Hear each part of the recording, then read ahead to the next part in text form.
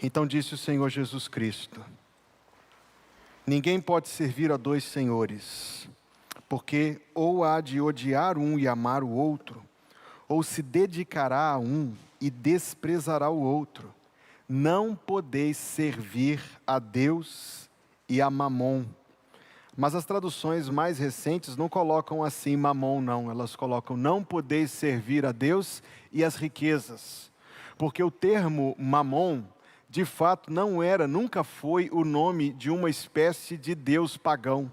A palavra Mamon é uma palavra hebraica que é exatamente essa, Mamon, que não tem nada a ver com mamona, não, mas que quer dizer riqueza, posse, lucro, ganho material, pecuniário, financeiro, isto muito bem específico.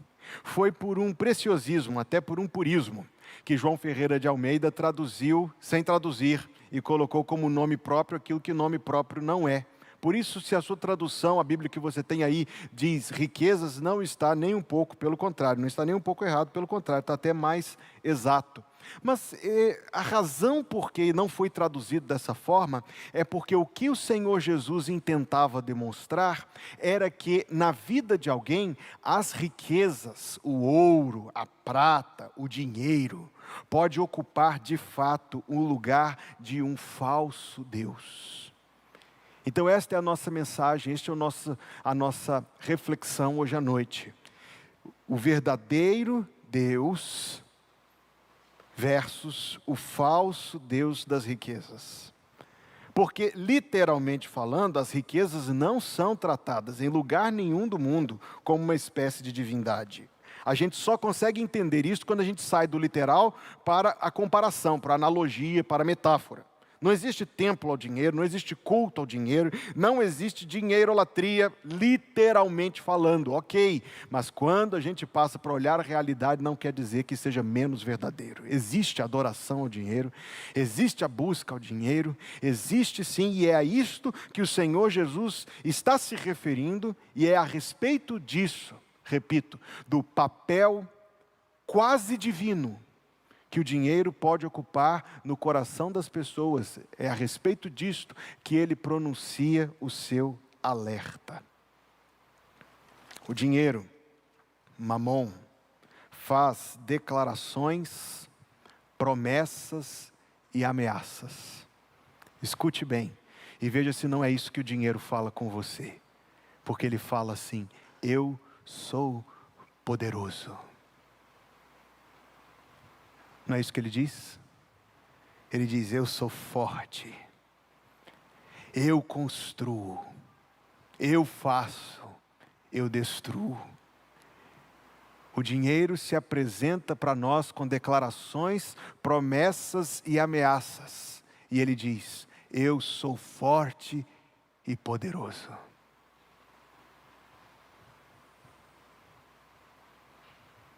Ele diz: eu provejo as suas necessidades. Se você vai ter comida para comer, roupa para vestir, gasolina para colocar no tanque do carro, se você vai pagar a escola das crianças, se você vai comprar o material escolar, se você quer, se você fará ou não, depende de eu permitir. É isso que o dinheiro diz. Depende de eu permitir. Eu sou o seu provedor, diz o dinheiro. O dinheiro diz: eu sou poderoso. O dinheiro diz: eu sou o seu provedor. Escute atentamente. O dinheiro faz declarações, promessas e ameaças. Ele diz: eu sou poderoso. Ele diz: eu sou o seu provedor. Ele diz: você pode confiar em mim. Ele diz isto quando você abre o aplicativo do banco e olha para aquele número que está lá na tela, e a depender de quão alto ou quão baixo aquele número está, você sente segurança ou insegurança. A depender de quão baixo ele estiver, seu coração vai até bater mais forte. A sua respiração vai subir mais lenta. Porque ele está dizendo para você o seguinte: me busque, me busque. É como se o dinheiro dissesse: buscai a mamon enquanto se pode achar. Ele diz: empenhe a sua vida, gaste o seu tempo, busque-me, e você terá recompensas. O dinheiro, mamon, diz: quanto mais de mim você tiver, mais feliz você será. Mais agradável será a sua vida. Mais confortável será a sua vida. Melhor você vai se sentir consigo mesmo. Quanto mais de mim você tiver, diz Mamon, melhor será a sua vida e mais paz eu darei ao seu coração.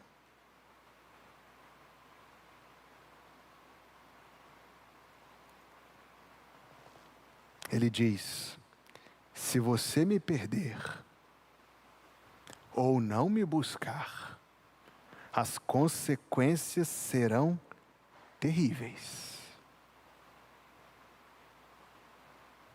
Mamon diz: se você me perder, ou não me buscar, eu vou te humilhar. Eu vou te fazer sofrer. Eu vou te fazer chorar.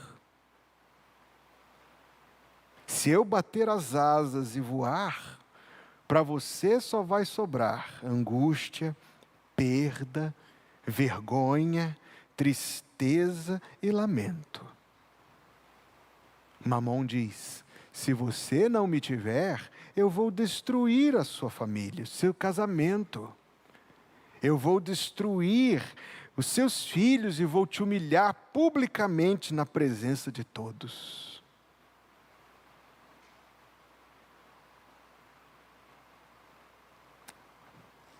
Mamon diz: aqueles que me alcançam, esses sim são felizardos. Mamon diz: olhe para o mundo ao seu redor e veja que aqueles que mais de mim têm, veja quanta liberdade eles têm. Veja que quanta tranquilidade eles têm. Mamon diz: é a paz que eu dou. Mamon diz: veja como eu sou bondoso para com aqueles que me buscam. E dou para eles o que desejam, a hora que querem, do melhor. Felizes, diz Mamon, bem-aventurados, aqueles a quem eu favoreço.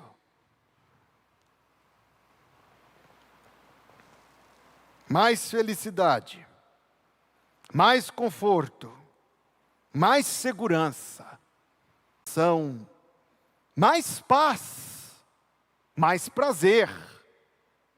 Tem, diz Mamon, aqueles que me têm.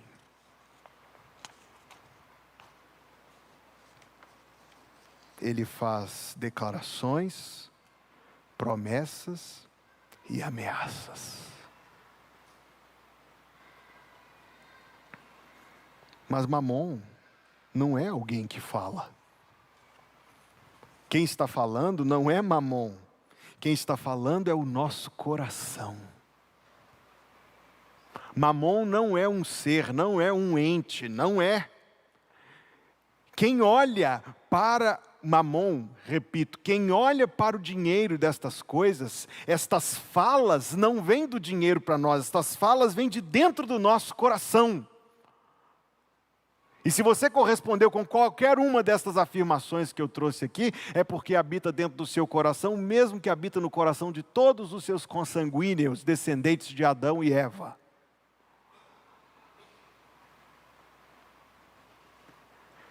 Porque dentro do nosso coração existe,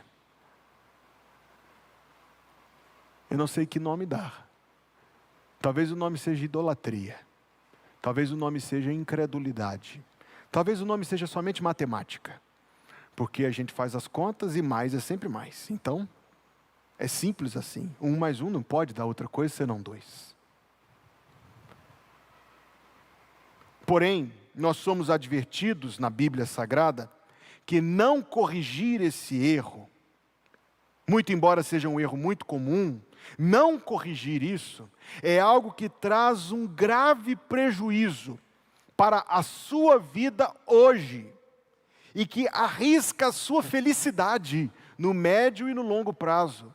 Nós somos advertidos na palavra de Deus que acolher essas mentiras deste falso Deus chamado Mamon ou riquezas é algo que compromete a nossa vida hoje e compromete toda a nossa vida nesse mundo. Eu vou voltar ao texto de Mateus, mas a gente precisa ler o que está em 1 Timóteo, capítulo 6. Veja que palavras impressionantes. Primeira carta de Paulo a Timóteo, capítulo 6, versículo número 6.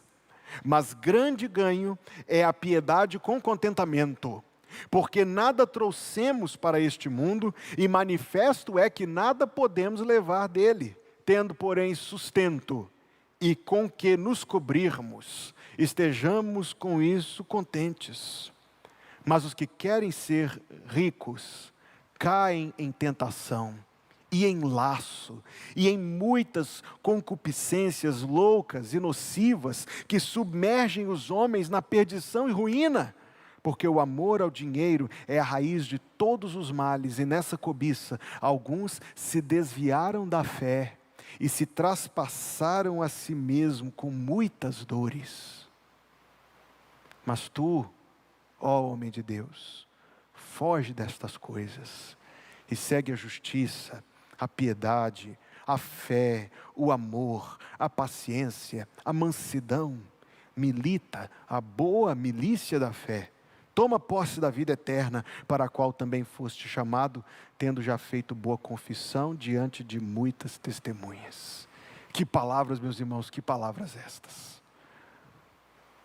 Por causa das promessas e das ameaças e das declarações das riquezas, que, repito, outra coisa não são senão apenas a revelação do conteúdo do nosso próprio coração, nós corremos o risco de verdadeiramente temer estas ameaças, agarrar-nos a essas promessas, acreditar nessas declarações e, por fim, confessarmos uma espécie de credo pelas avessas e pensarmos, cremos que o dinheiro é forte e poderoso e que o dinheiro é que provê as nossas necessidades e que nós podemos confiar nele e que a presença do dinheiro traz paz ao coração e que se nós o buscarmos e alcançarmos, nós vamos ter recompensa, mas que se nós o perdermos, haverá apenas maldição e miséria.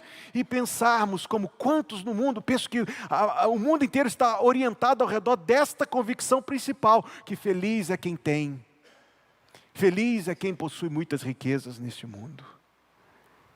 A Escritura Sagrada diz, e a palavra de Deus que diz, nessa cobiça, alguns perdem o Evangelho de Deus. Menosprezam a importância das coisas espirituais, celestiais, sagradas, eternas. Cultivam em seu coração ambições, tão somente ambições deste mundo, baixas, terrenas. Mas veja que diz, não só se desviaram da fé, mas traspassaram a si mesmos com muitas dores. Todo Deus exige sacrifício, Mamon não é diferente. Todo Deus exige sacrifícios e as riquezas não são um Deus diferente. Exigirão sacrifícios. Por isso o Senhor Jesus, volta ao texto de Mateus, diz, ninguém pode servir a dois senhores. Porque ou há de amar um e odiar o outro, ou se dedicará a um e desprezará o outro. Não podeis, irmãos, não é pastor Hugo que está dizendo isto, é o Senhor Jesus Cristo. Não podeis servir a Deus e as riquezas, que se apresentam para o nosso coração como um falso Deus, com declarações, promessas e ameaças. Volta ao versículo 19. Não ajunteis tesouros na terra, onde a traça e a ferrugem tudo consomem, e onde os ladrões minam e roubam, mas ajuntai tesouros no mundo das finanças, e se tornar o homem mais rico do mundo, deparará inevitavelmente que as promessas de Mamon são promessas falsas. Vocês já me ouviram citar isso. Perguntaram a John Davison Rockefeller, que na época era o homem mais rico do mundo. Rockefeller, se fosse vivo hoje e tivesse hoje todo o dinheiro que ele tinha naquela época, o homem mais rico do mundo hoje ficaria pálido, corado de vergonha, diante de quão rico Rockefeller era.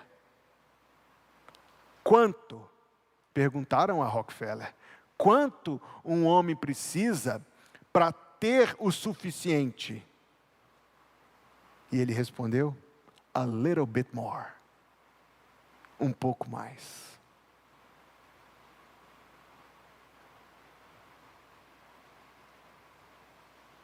Porque nunca basta. Tratando disso, o livro dos Provérbios, capítulo 30, trata das riquezas como uma sanguessuga, que grita assim, a sanguessuga grita, dá e dá. A sanguessuga tem 2 filhas, dá e dá. A sepultura e o fogo nunca estão saciados, e tampouco buscar as riquezas nunca está satisfeito.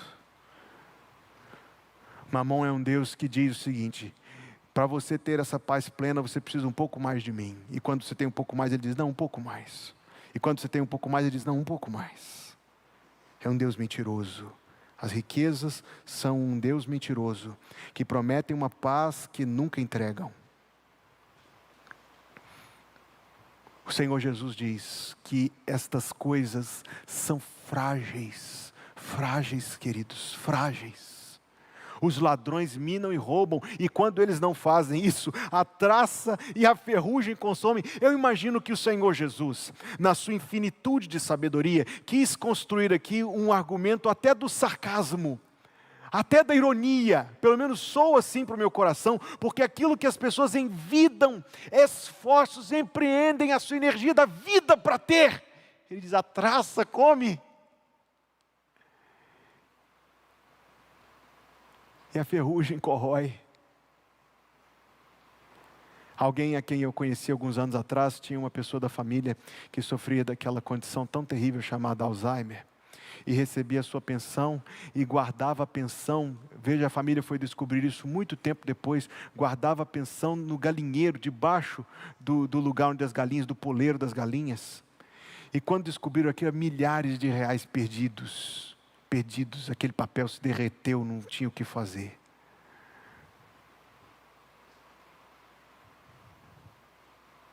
O Senhor Jesus está dizendo primeiro a fragilidade destas coisas, depois ele diz, a brevidade desta vida, mesmo que o ladrão não roube, e mesmo que a traça e a ferrugem não consumam, ainda assim, mesmo para o rico como para o pobre, vai chegar o dia da morte. O dia em que estas coisas terão inevitavelmente de ser deixadas, que você não poderá se apegar a elas, que você não poderá retê-las. E então a terceira coisa que ele fala, além da fragilidade, da brevidade, ele coloca a nossa vida diante da eternidade. Ele diz que coisa bela, ironicamente falando, ter tanto neste mundo e ser paupérrimo na eternidade, ou pior, ter o mundo, mas encontrar-se depois separado para sempre de Deus. Por isso ele dirá, onde estiver o vosso tesouro, ali estará também o vosso coração. Esta frase do versículo 22, 23, ela parece ser meio enigmática, até porque existem conjuntos de interpretações muito equivocados a respeito disso, mas veja que faz perfeito sentido à luz do contexto. A luz do corpo são os olhos, de sorte que se os teus olhos forem bons, todo o teu corpo terá luz. Do que ele está falando exatamente aí? Não. Ele não está falando de nenhuma outra coisa, senão do olhar como a forma como a pessoa encara a vida. O olhar como a nossa perspectiva, como a gente vê, como a gente olha, como a gente interpreta, como a gente lê, como a gente projeta, como a gente contempla. O olhar é a forma como você encara a vida e o mundo. Então ele está dizendo que as pessoas que têm um olhar que na categorização, no juízo de Deus é mau, são pessoas que estão na escuridão. Ainda não tiveram discernimento, porque escuridão na Bíblia é tão somente isto, não entender, enquanto luz na Bíblia é tão somente isto, entender. Mas aqueles que têm luz, a luz de Deus, a luz de Deus, se os teus olhos forem bons, isto é, se a pessoa olha para a vida biblicamente, se a pessoa olha para as riquezas biblicamente, se a pessoa olha biblicamente para si mesma, para os acontecimentos da vida, se ela sabe olhar biblicamente para a vida, é a pessoa que tem luz, portanto, todo o teu corpo terá luz, será uma vida iluminada, isto é, firmada sobre a verdade de Deus, firmada, estabelecida sobre a verdade revelada por Deus. Da mesma maneira que as riquezas exigem exclusividade, Deus também. Não podeis servir a Deus e as riquezas. Mas Deus, queridos, o verdadeiro Deus, é infinitamente superior às riquezas. Você se lembra de quando o Senhor Jesus, está lá em Lucas capítulo 10, veja aí comigo, Lucas capítulo 10. O Senhor Jesus deu uma ordem aos seus discípulos. Havia 35 cidades que Jesus Cristo queria visitar. E ele chamou 70, organizou-os em 35 duplas. E mandou que eles fossem adiante dele de cidade em cidade. Lucas 10, versículo 3, ele disse: Ide, eis que vos mando como cordeiros ao meio de lobos. Versículo 4, não leveis bolsa, nem alforge, nem sandálias. Qualquer um de nós estaria ali ouvindo estas palavras, meio sem acreditar nelas. Porque ele está mandando a gente ir naquilo que nós diríamos assim, é irresponsável, é maluco, é leviano. Está indo ao Deus dará, ou pelos outros darão, né?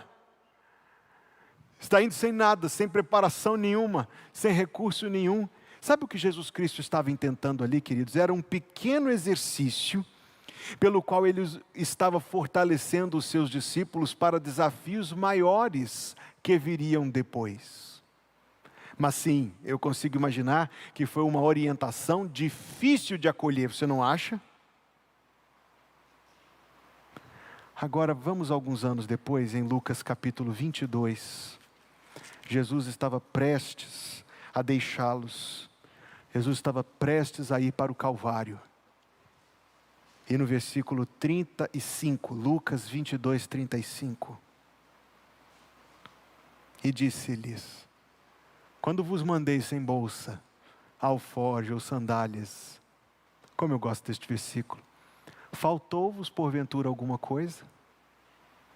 O que eles responderam, irmãos? Jesus Cristo invocou a memória deles como testemunha da fidelidade de Deus, como testemunha das provisões de Deus, como testemunha de que, conquanto as riquezas sejam um Deus falso, manipulador e mentiroso, o Senhor dos exércitos é um Deus fiel, é um Deus constante, Ele sim confiável, Ele sim o provedor, Ele sim aquele que cuida, protege, provê para os seus. Deixa eu ler para os irmãos uma coletânea de versículos aqui, e a gente vai pensando no que a palavra de Deus diz. Pois o Senhor teu Deus te abençoou em toda a obra das tuas mãos. Isto é Deuteronômio 2:7. Ele sabe que andas por este grande deserto. Estes 40 anos, o Senhor teu Deus esteve contigo, coisa nenhuma te faltou. Você tem uma noção de em quantos eles estavam no deserto? Saíram 603.550 homens acima de 20 anos de idade. Você fazer uma estimativa conservadora, você vai multiplicar por 4. Esta é uma estimativa conservadora, que nos dá uma soma de cerca de 2,5 milhões de pessoas. 2,5 milhões de pessoas que todos os dias precisavam de água para beber, que todos os dias precisavam de comida para comer. Mas eles não estavam, senão onde? No deserto. E aí você lê o relato. De maneira semelhante a esse texto de Deuteronômio, parece que é um texto gêmeo da pergunta que Jesus Cristo fez aos discípulos lá em Lucas 22, 35. Porque ele diz, estes 40 anos, o Senhor teu Deus esteve contigo, frise, coisa nenhuma te faltou. Amados, queridos irmãos, curvemo-nos diante de Deus que é capaz de prover de maneira maravilhosa. Vamos a 1 Reis capítulo 17, onde nós aprendemos muito sobre a forma como Deus provê e cuida dos seus. Primeiro livro dos Reis, capítulo número 17. Um dos homens mais amáveis da Escritura Sagrada, seu nome é Elias. Elias viveu num tempo de aparente tranquilidade, prosperidade econômica, um estado geral de satisfação no Reino do Norte, o Reino de Israel. Todo mundo estava tranquilo.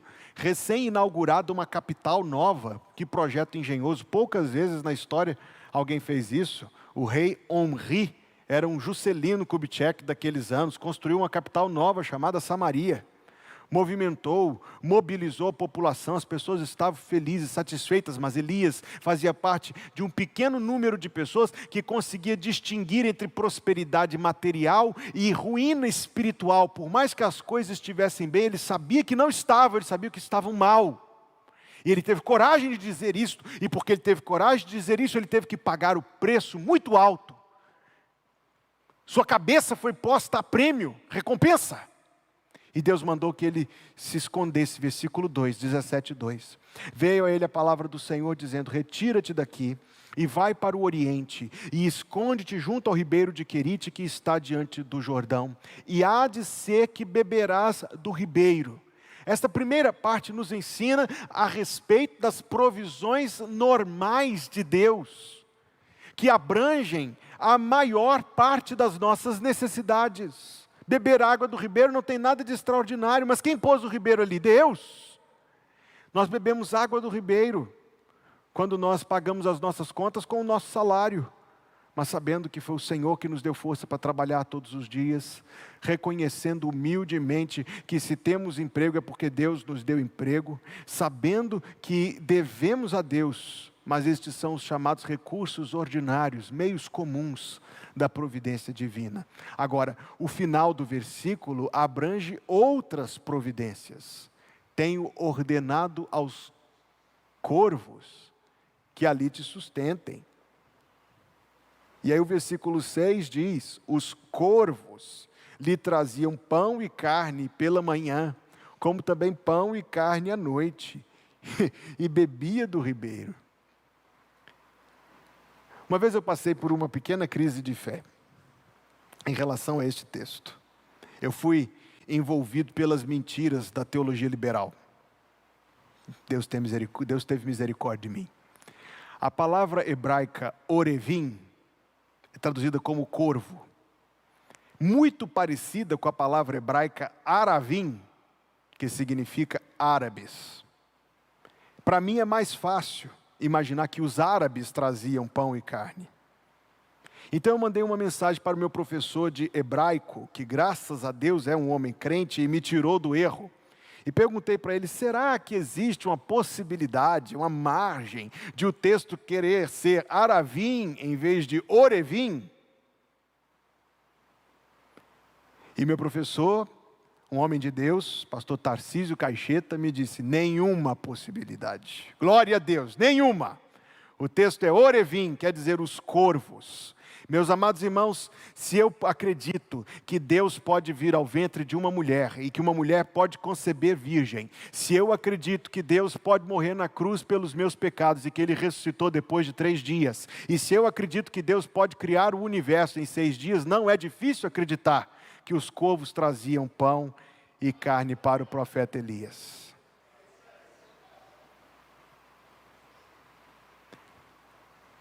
Porque, na verdade, o que eu fui entender depois é que neste versículo estão as duas formas como Deus provê. Deus provê por meios comuns e por meios incomuns. Deus provê por vias ordinárias e por vias extraordinárias.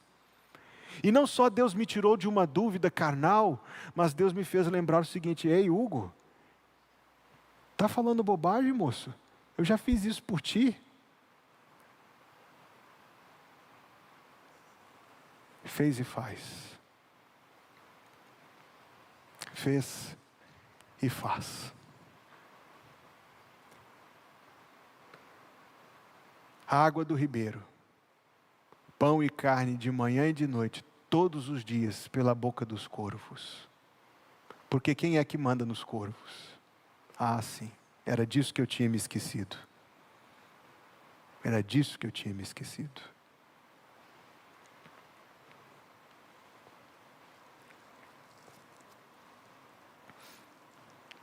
Evangelho de Mateus, capítulo 14.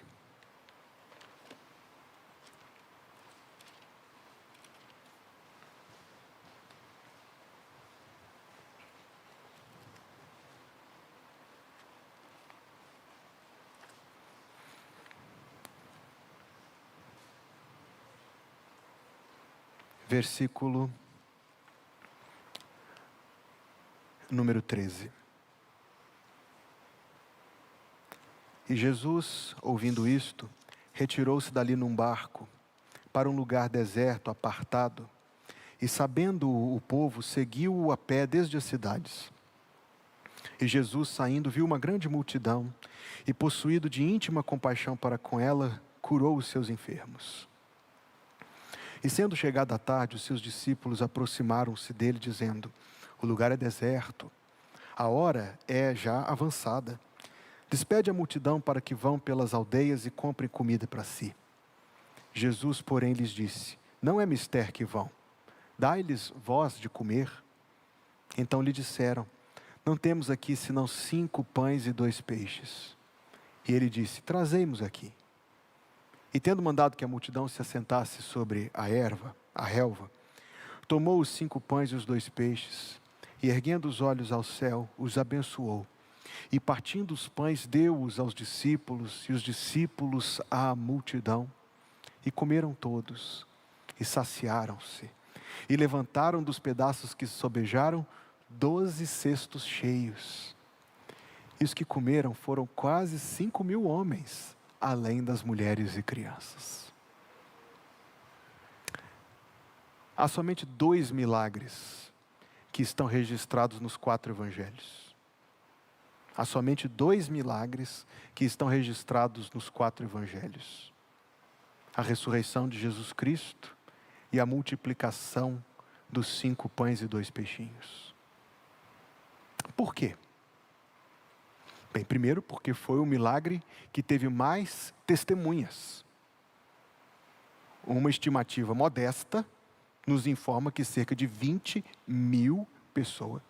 Minha gente, você consegue sinceramente imaginar a quantidade de comida que é necessária para que 20.000 pessoas comam e se saciem? Nós estamos falando de uma proporção extraordinária, simplesmente extraordinária. Então foi um milagre que mais pessoas testemunharam. Algum tempo atrás, eu vou falar a segunda razão por quê. Mas antes disto, algum tempo atrás eu recebi um texto, poeticamente escrito, que dizia que o milagre foi o seguinte: que na hora que o menino trouxe os 5 pães e 2 peixinhos, e Jesus pegou, as pessoas ficaram com o coração sensibilizado. E aí cada um tirou o que tinha levado ali no farnel e tal e pá. Lindo texto, muito bem escrito. Eu estou pensando, abre parênteses, o inimigo é Nobel de literatura, fecha parênteses, escreve bem que só. O problema é que isto faz com que não seja um milagre. Refeição compartilhada a gente faz todo dia. Não tem milagre nenhum aí. Ninguém precisa se converter para dividir a comida, não. Ninguém precisa se arrepender e deixar o mundo e crer em Cristo por causa disso, não. O milagre é que à medida que o pão passava pela mão do meu Salvador, mais pão saía da mão dele. E o peixe passava pela mão de Jesus e mais peixe saía da mão dele. Então eu disse que tem pelo menos duas razões porque esse milagre está escrito nos 4 evangelhos. A primeira é porque foi o milagre que mais pessoas alcançou. A segunda eu acredito que é porque é o milagre que Deus não quer que a gente esqueça. Porque nós temos um falso Deus que diz assim: eu sou poderoso, eu sou forte, eu que provejo as suas necessidades. Se você me buscar, eu vou te recompensar. Mas se você não me buscar, eu vou te detonar. É isso que as riquezas dizem para nós. Então nós temos um Deus que quer que a gente se lembre e não se esqueça que Ele é o nosso provedor. Quando vos mandei sem bolsa, alforje ou sandálias, faltou-vos porventura alguma coisa? E eles disseram: nada.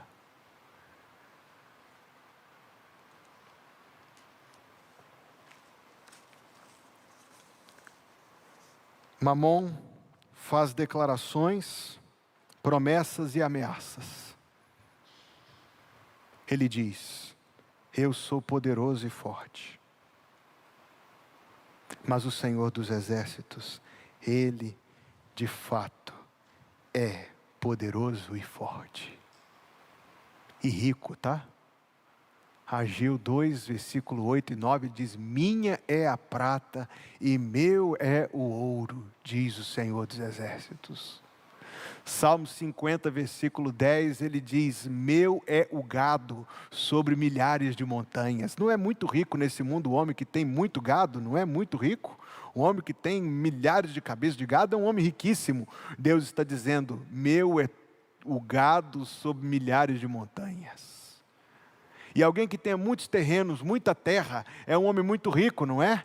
Mas no Salmo 24 está escrito: do Senhor é a terra e a sua plenitude. Então Mamon diz que é rico, diz que é forte e poderoso, mas o nosso Deus é muito mais rico, muito mais forte e muito mais poderoso. Mamon diz: eu provejo as suas necessidades.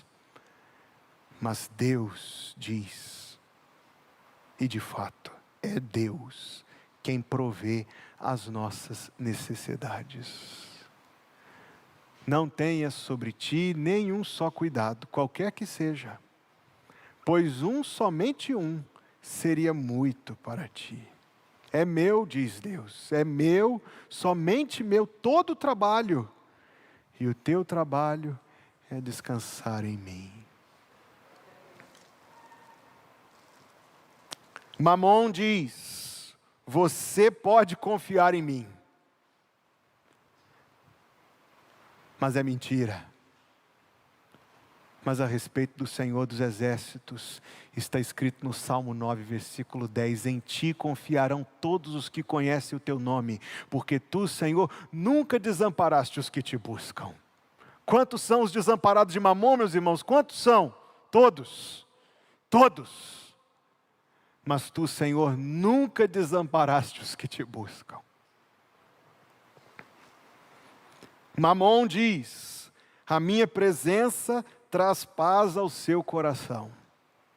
O Senhor Jesus diz: deixo-vos a paz. A minha paz vos dou. Não vou lá dou como o mundo a dá. Não se turbe o vosso coração, nem se atemorize. Credes em Deus? Crede também em mim. Mamon diz: busque-me e você terá recompensas, mas é mentira. Mas Deus diz a respeito dele, Provérbios 10, 22, a bênção do Senhor é que enriquece e não acrescenta dores. Mamon ameaça: se você me perder, se você não me buscar, haverá terríveis consequências. Mas não é verdade. Não acredite nele. Desmascare as mentiras das riquezas, mas saiba que se você perder o Senhor Deus, não adianta ter mais nada. Se você perder o perdão que o Evangelho oferece, não adianta ter mais nada. Mamon diz, por fim: aqueles que me alcançam Esses sim são felizes. Mas feliz mesmo, de verdade, é quem conhece Jesus.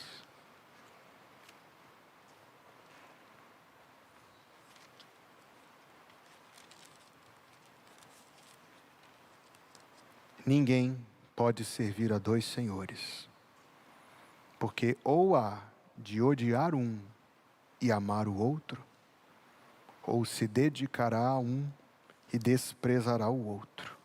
Não podeis servir a Deus e a Mamon. E o povo de Deus diz: amém. Aflito e triste coração, Deus cuidará de ti. Vamos ficar em pé?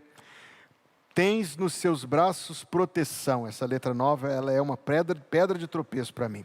Deus cuidará de ti. Deus cuidará de ti, amém? Tudo Ele vê, tudo provê. Sim, cuidará de ti. Deus cuidará de ti. Na dor cruel e na provação, Deus cuidará de ti. Socorro dá e direção, Deus cuidará de ti. Veja isso aqui, a terceira estrofe. Os seus tesouros te dará, Deus cuidará de ti. Com bênçãos mil, que maravilha, te cobrirá, Deus cuidará de ti. Vamos cantar este hino da fé.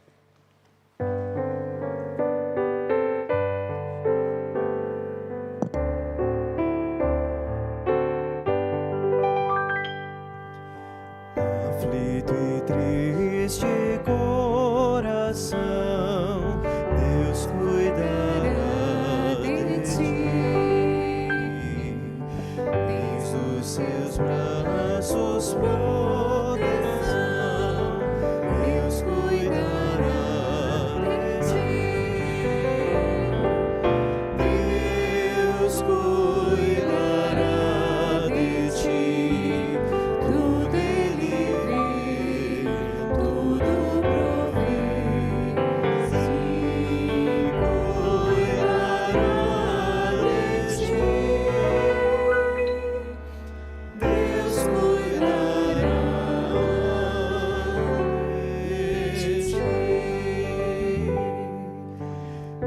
Na dor cruel, na provação, Deus cuidará de ti. Socorro dá e direção, Deus cuidará de ti. Deus cuidará de ti. Tudo Ele vê, tudo provê.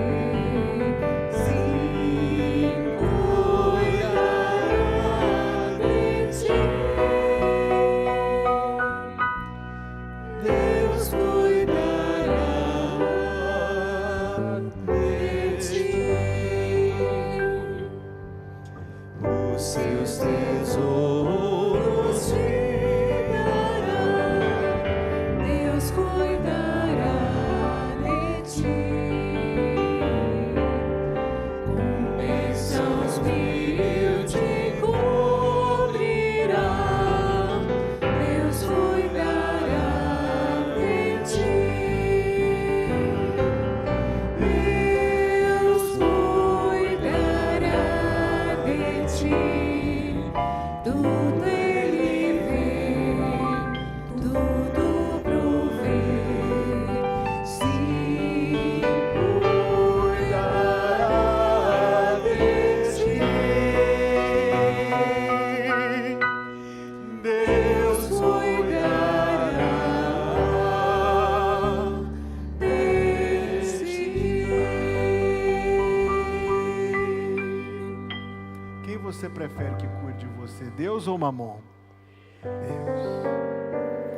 Que a graça de nosso Senhor Jesus Cristo, o amor de Deus, o nosso Pai Celestial, e a comunhão do Espírito Santo seja conosco todos os dias, até aquele dia em que Jesus descerá sobre as nuvens com poder e grande glória para nos buscar e assim estaremos para sempre com o Senhor. Que assim seja em nome de Jesus, e o povo de Deus diz: amém, amém.